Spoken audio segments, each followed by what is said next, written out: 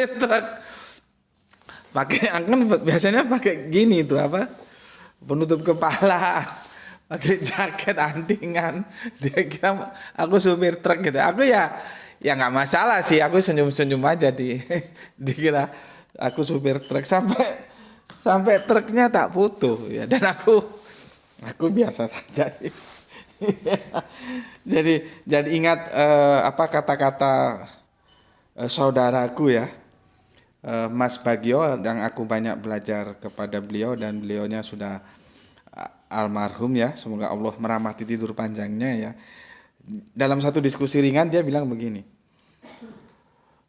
tidak ada satu orang pun yang dapat merendahkan aku gitu. Dia bilang begitu ya. Terus lah kenapa gitu ya. Dia bilang begini, bagaimana kalian mau merendahkan aku sedangkan aku sekarang ada di posisi tempat yang paling rendah. Subhanallah. Bahasa filsafatnya tingkat tinggi. Dia bilang tidak ada satupun ya orang yang bisa merendahkan aku. Terus temanku tanya, kenapa? Ya nggak bisa lah. Karena di mana aku berpijak sekarang adalah pada posisi yang paling rendah. Di sana aku berada. Nah sekarang mau kamu taruh di rendah yang sebelah mana lagi? Gitu. Kata-kata itu aku simpan dalam. Jadi kalau ada seperti tadi aku nggak merasa direndahkan juga ya biasa-biasa saja. Namanya dia juga belum tahu ya. Juga tampilanku ya seperti ini. Dibilang supir truk ya biasa saja. Ini truknya sampai tak foto ini. Oh dua toren ya. Ini truknya ini. Nih.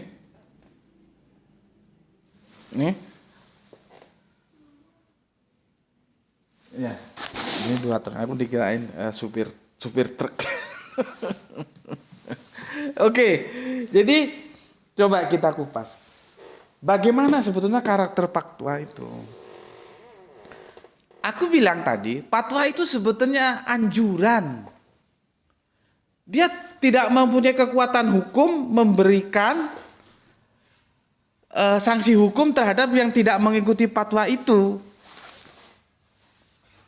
Gitu loh. Dan sesuatu yang dipatwakan pasti tidak qot'i. Kalau yang qot'i tidak perlu dipatwakan karena itu dalam fatwa ada sebuah aktivitas yang disebut istimbat. Kalau qot'i nggak perlu istimbat, sudah tekstual, babi haram. Mau diistimbat apanya lagi? Istimbat itu para fuqaha ya. Pakar fikih itu fuqaha, ya fikih itu paham artinya, mengumpulkan beragam data terus mengambil kesimpulan untuk menentukan hukum, itu istimbat. Nah, nanti sudah ketemu hukumnya halal atau haram dipatwakan. Nah, gitu loh urut-urutannya.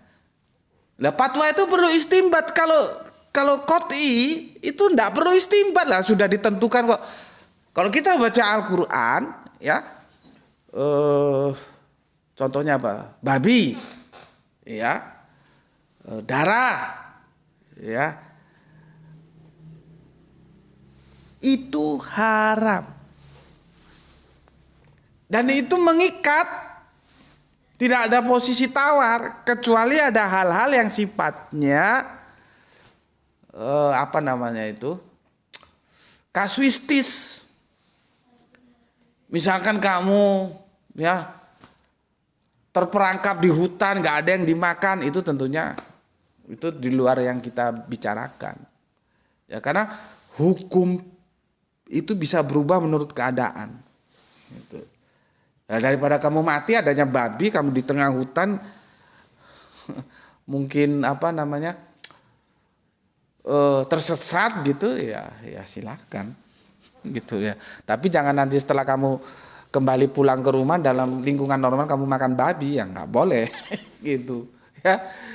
Jadi sesuatu yang sudah qot'i itu nggak perlu dipatwakan. Sesuatu yang dipatwakan pasti tidak qot'i.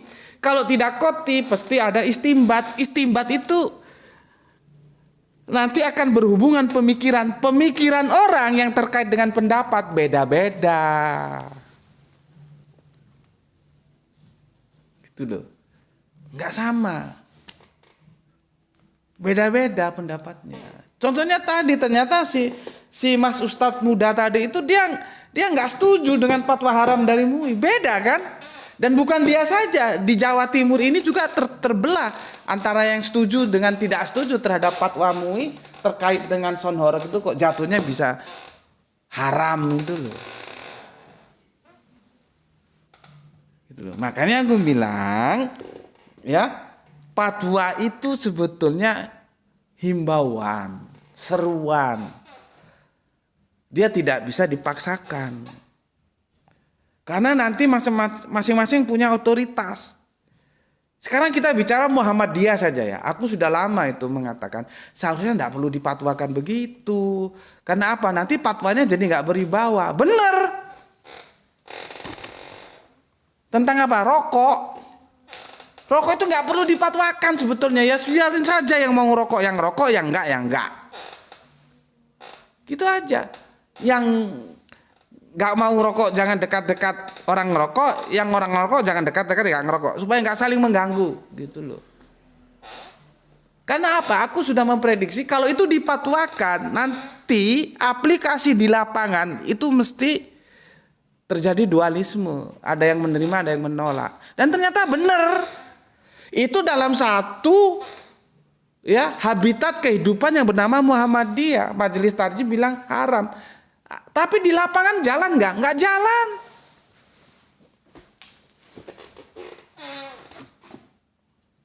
Guru Al-Quranku itu Muhammadiyah Tulen.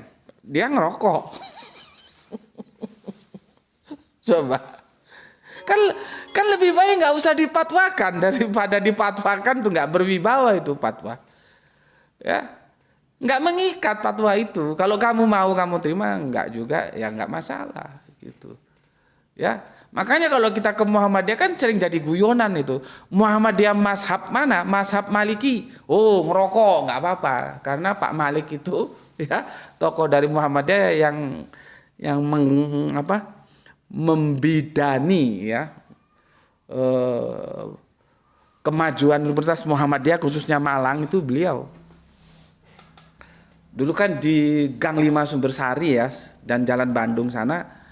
Ya kecil di dalam gang itu kampusnya. Tetapi kemudian dengan kepiawaian beliau nggak tahu dana dari mana akhirnya sekarang membangun kampus putih dan mewah sekali. Jadi aku setiap hari lewat kampus putihnya Universitas Muhammadiyah. Itu rektornya Pak Malik. Pak Malik yang kerja keras untuk itu. Pak Malik itu ngene terus.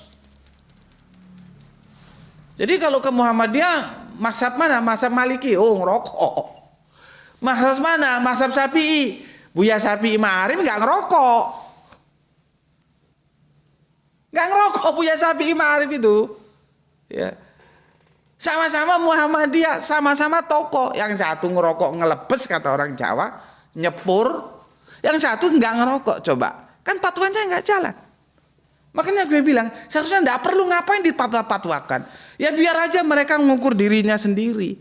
Kalau merasa nggak baik bagi kesehatannya, bagi apanya lah, nggak ngerokok. Yang merasa kuat ngerokok dan duitnya banyak ya silakan saja ngerokok gitu. Dan saling tahu. Karena kan asap rokok itu juga ada yang terganggu, ada yang enggak. Kalau gue sih kalau rokoknya kretek gue nggak terganggu. Tapi kalau asapnya rokok putihan gue terganggu gitu.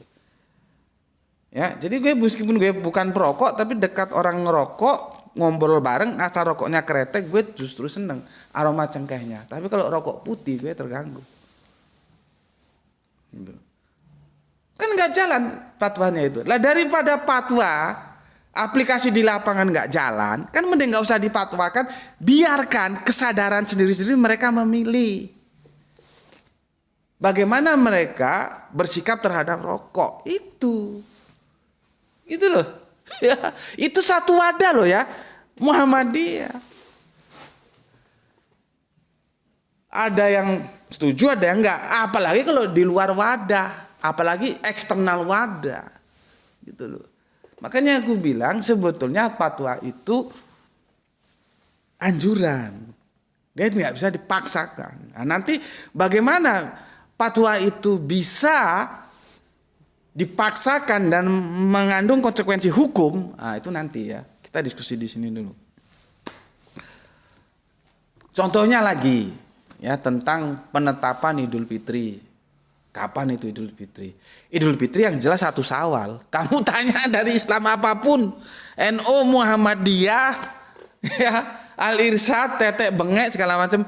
Kapan Idul Fitrinya? Jawabnya 1 Syawal, kompak. Ketika di 1 Syawal kompak. Tapi 1 Syawalnya kapan? Ketika dia dikonversi ke tanggalan Gregorian yang kita pakai sekarang ini. Beda-beda. Coba. Masing-masing menentukan Idul Fitrinya sendiri-sendiri. Nggak bisa mengikat. Dan itu sudah kita bahas 3 tahun lalu kalau nggak salah. Karena apa? Kita tidak dalam satu kepemimpinan tunggal. Kenapa kita nggak pakai almanak Hijriah? Kalau pakai almanak Hijriah dan satu kepemimpinan tunggal, selesai sudah, kompak. Besok 1 Syawal, besok kita sholat id semua. Nggak ada beda-beda. Artinya fatwa itu bisa menjadi kekuatan yang mengandung konsekuensi hukum apabila dikeluarkan oleh satu kepemimpinan tunggal. Kalau enggak, dia hanya bersifat seruan. Seruan yang suka-suka gue mau setuju gue ikut, nggak setuju gue nggak ikut. Kan begitu. Jadi si Mas Ustadznya tadi nggak tahu ya karena dia buru-buru atau apa gitu. Tapi diskusi kami nggak sampai ke sana, nggak sampai. Tadi perdebatannya cuman kalau menurut dia fatwa itu mengikat, kalau menurutku nggak, gitu aja. Nggak sampai aku karena yang suasana sih ya. Karena itu kan pertemuan nggak apa namanya, nggak terencana, hanya menunggu waktu teduh ya sambil menghilang lelah sebelum sholat zuhur aja gitu ya. Sekali lagi aku jelaskan, fatwa itu bisa memberikan penekanan kalau dia dikeluarkan ya atas kekuasaan tunggal yang otoritatif. Kalau ada kekuasaan tidak tunggal, masing-masing punya fatwa. Coba kamu tanya sama MUI, dia bilang haram. Ini tanya sama Muhammadiyah, tanya sama NU, tanya sama yang lain-lain, belum tentu seragam haram. Bismillahirrahmanirrahim.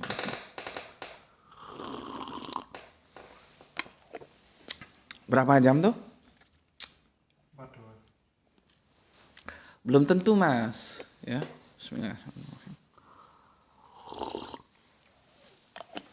Jadi begini loh ya, aku itu sebetulnya mengamatinya itu dari konteks budaya, ya.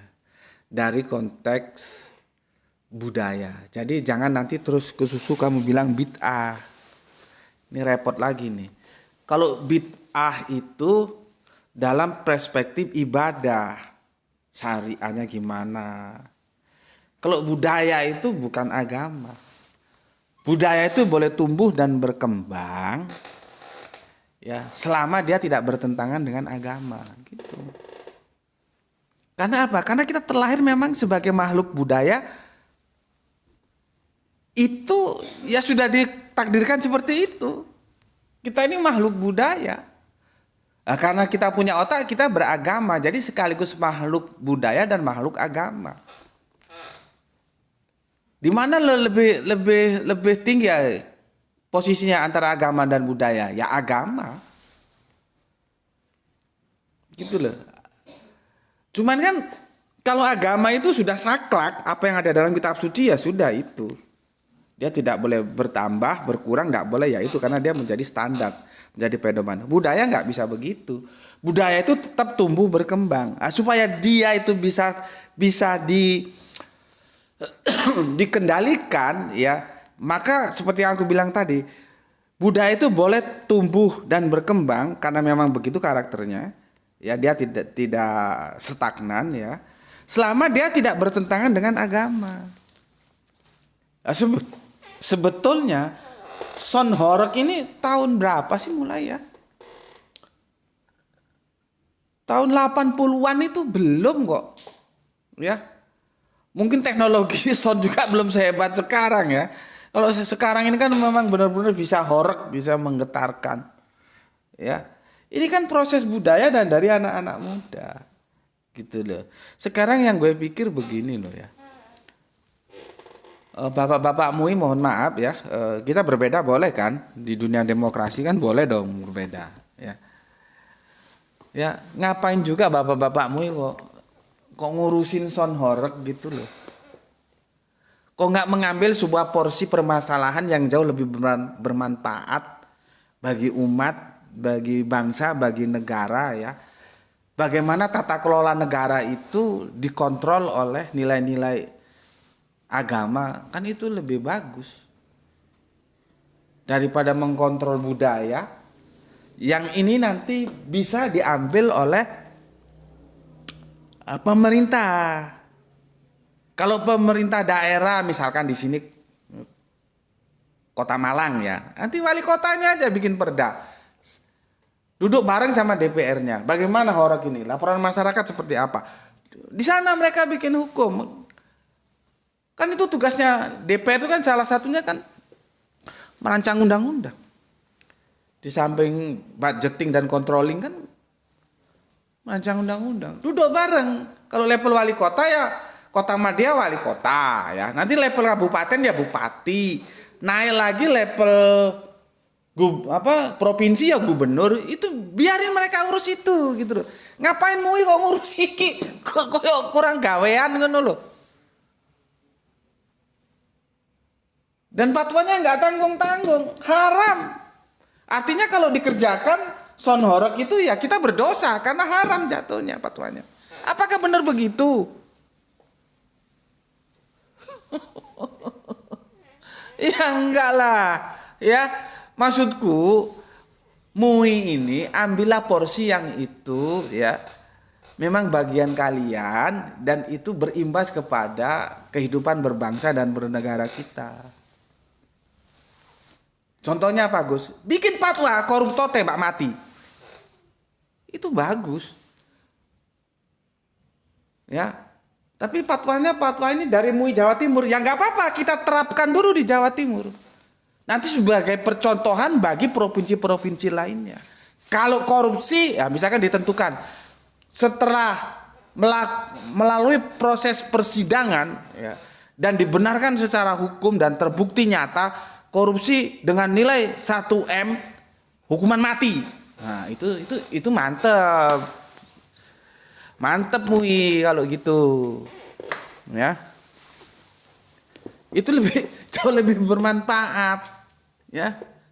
Ya, atau kalau hukuman mati terlalu keras ya, karena kan hukum itu berproses, ya sudah potong tangan. Korupsi 1 M potong tangan kiri. Korupsi lagi tangan kanan, gitu loh. Supaya bajingan-bajingan yang merusak kehidupan berbangsa dan bernegara ini, yang otaknya bejat-bejat nggak tahu agama ini, bisa sadar. Karena kalau nggak dipaksa begitu, bajingannya kan korupsi sampai sekarang.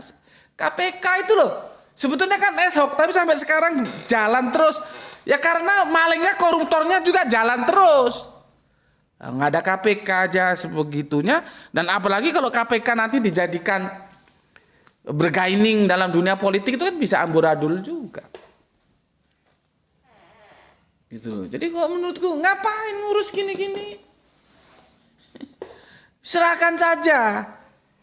Supaya bikin perda masing-masing, misalkan wali kota tadi ya, atau bupati atau gubernur, laporan masyarakat gimana gitu. Bikin perdanya. Lah kok MUI turun gunung loh, fatwanya nggak nanggung-nanggung haram. Berarti kalau gue ini misalkan gue dengerin atau ikut dalam aktivitas Son Horeg, gue dosa dong kalau gitu. Karena jatuhnya haram fatwanya. Tapi apakah benar dosa? Ngawur ya nggak gitulah ya. Jadi ambil porsi yang itu lebih bermanfaat ya untuk kehidupan berbangsa dan bernegara. Yang ini biar diurus yang lain. Lalu di mana fungsi MUI? MUI itu memberikan masukan, memberikan arahan. Karena dia konteksnya agama, ya. Arahan-arahan, misalkan begini. Karena aku juga nggak setuju. Kadang-kadang di Son Horeg itu ada sholawatan, tapi yang sholawatan itu nggak benar. Ada yang bau alkohol lah, ada yang pusernya nampak lah, ada yang begini begitulah, ada yang aduh.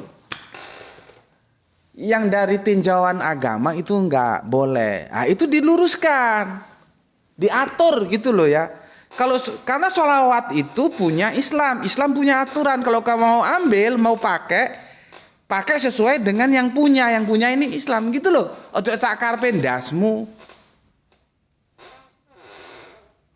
Di sana mui masuk, beri masukan. Nanti wah ini suaranya ini mengganggu. Ada yang sakit atau ada orang ngaji nanti, soalnya kan sebetulnya ada panitia toh, rute mana. Iya, aku belum jelaskan. Sound horeg itu tidak nganu loh ya.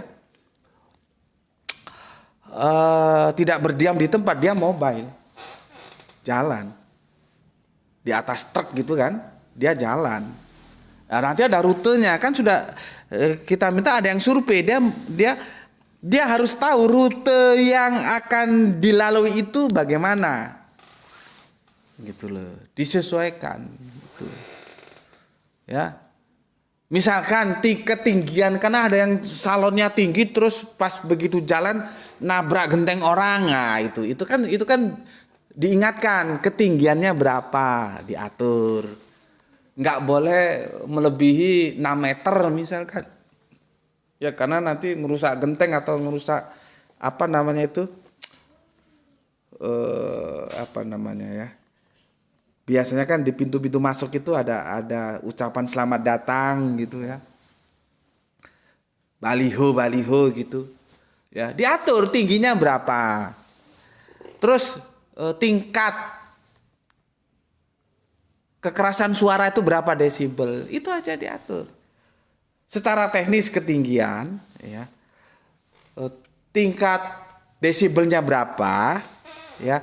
Terus ketika dia aktualisasi di lapangan itu sesuai dengan norma-norma agama, ya, nah itu diatur, kan jadi indah.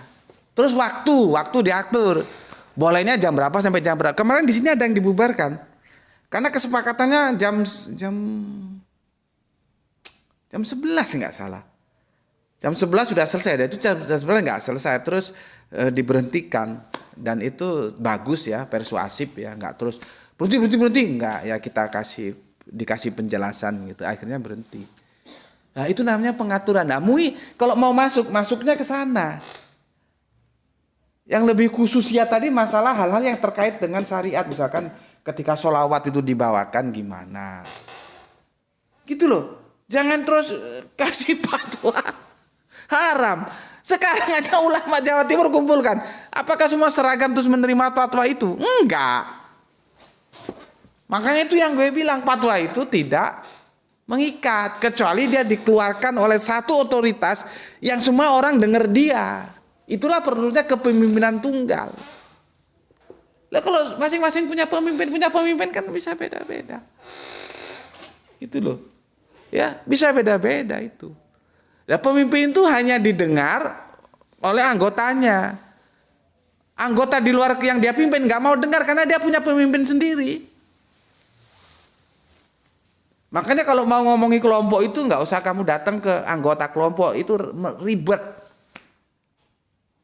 Ribet, buang-buang energi dan nggak efektif. Mending langsung ke ketua kelompoknya, nanti biar ketua kelompoknya ngomongi anggota kelompoknya. Itu lebih efektif. Itu loh. Ya, jadi seharusnya tidak main ke sana MUI ya. Kalau mau mainlah di dalam pengarahan, diarahkan gitu. Karena ini proses budaya ini. Apakah nanti satu saat dia akan hilang? Ya bisa saja.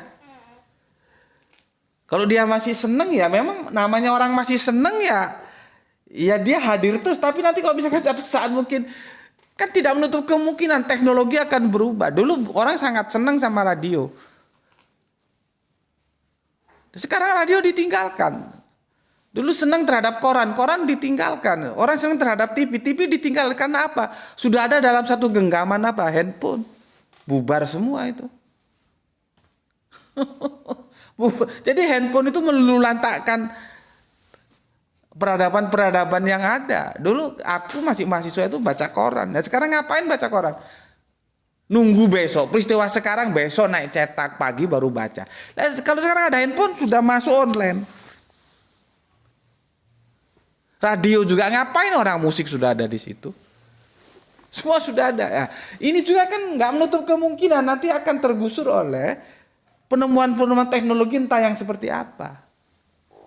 Jadi biarin saja. Yang penting kita arahkan bagaimana dia bisa sesuai dengan peradaban kita sebagai bangsa Timur. Katanya bangsa Timur itu paling unggah-ungguh, tata keramanya paling bagus. Meskipun gue nggak tahu timur mana.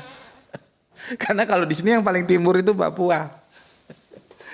Tapi kan bahasa antropologis budaya begitu ya, budaya timur gitu ya. Lain dengan budaya barat. Ya. Budaya barat kan egaliter gitu ya. Kita yang ada unggah-ungguh meskipun cenderung konservatif ya. Nanti disebut feodalistik gitu. Ya masing-masing ada kelebihannya lah. Ya. Jadi MUI seharusnya mainnya itu ya jangan urus yang seperti inilah.